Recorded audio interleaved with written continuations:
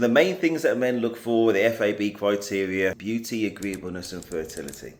Those are the main things to be mindful of. And for the ladies, they should be selecting men based on intrinsic qualities. It's about, where is this person in his life? If somebody realistically and honestly thinks that somebody early 20s is at any stage of his life, or is even raised to be a husband at 21, then you've got the wrong end of the stick. And you can't keep failing and getting that wrong again and blaming anybody else but self. A man, especially those who are relatively affluent in their mid-20s, trust me, even they are still going to be playing the field at 25. Mostly, I'm not talking about everybody. I'm talking about the majority, having lived life as a man. And I'm not just talking about myself. I'm talking about all the peer groups I've been around, and all the peer groups I've seen, and the peer groups of peer groups. Basically, men, understanding men. So you're playing low odds trying to get somebody in the low to mid 20s. You need to get somebody who's offering stability, who has that progression mindset. So by the time they get into late 20s, but more realistically 30 or 30 plus,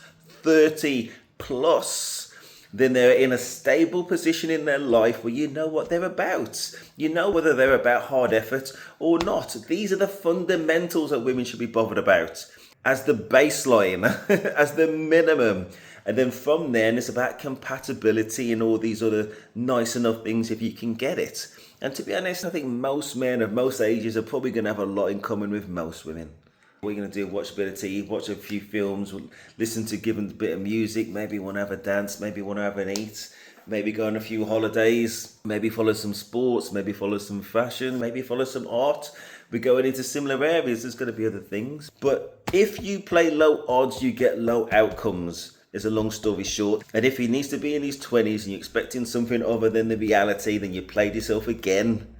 And if he's in his 30s, he can be in his 30s and have achieved absolutely nothing in his life. And if ladies pin their futures to somebody who's achieved nothing in his life, then you get the outcomes that were right in front of your eyes. And you've got to take ownership of it.